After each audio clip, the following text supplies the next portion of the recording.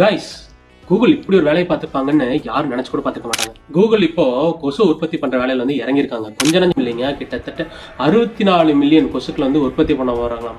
இது எதுக்குன்னா Google debug project அப்படின்னு வந்து ஒன்று கொண்டு வந்திருக்காங்க.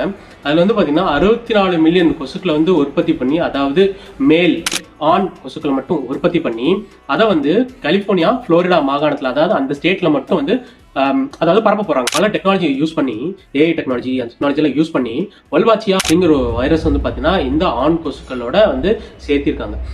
அதாவது இன்ஃபர்டைலா, அது வந்து முட்டையா பொறிக்காத மாதிரி ஒரு சிச்சுவேஷன் வந்து போயிடும். அப்படி நம்ம பண்ணும்போது கொசுக்களோட உற்பத்தி வந்து ரொம்ப கம்மியாயிரும்.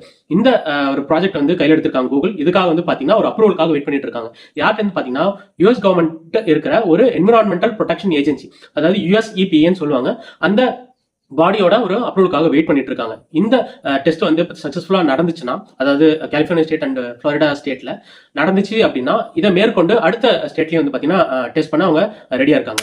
இந்த மாதிரி யூஸ்ஃபுல்லான இன்ஃபர்மேஷன் உங்களுக்கு தெரிஞ்சுக்கணும்னா என்னோட சேனல் ஃபாலோ பண்ணிக்கோங்க.